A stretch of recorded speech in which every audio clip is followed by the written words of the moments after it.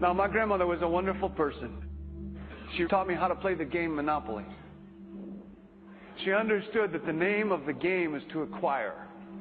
She would accumulate everything she could, and eventually she became the master of the board. And eventually, every time, she would take my last dollar, and I would quit in utter defeat.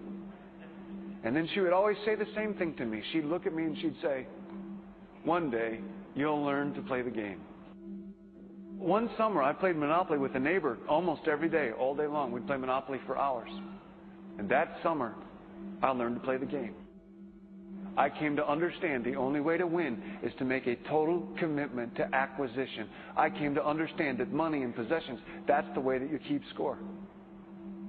And by the end of that summer, I was more ruthless than my grandmother. I was ready to bend the rules if I had to win that game. And I sat down with her to play that fall. I took everything she had. I destroyed her financially and psychologically. I watched her give her last dollar and quit in utter defeat.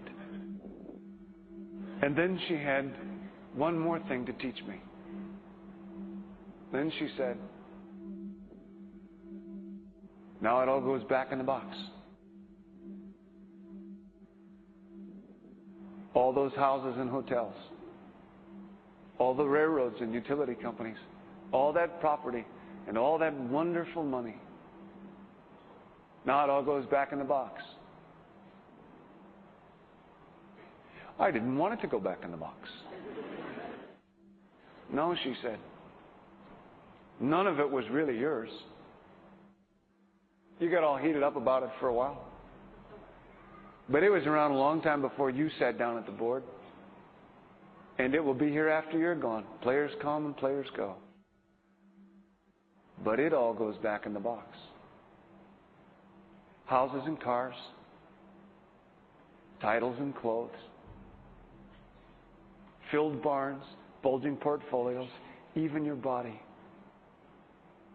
Because the fact is that everything I clutch and consume and hoard is going to go back in the box, and I'm going to lose it all. That's not much of an ROI on that.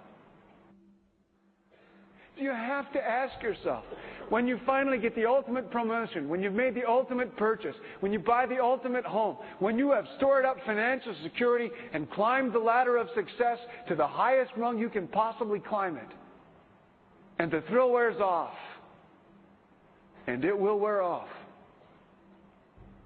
then what? How far do you have to walk down that road before you see where it leads? Surely you understand, it'll never be enough. So you have to ask yourself the question, what matters?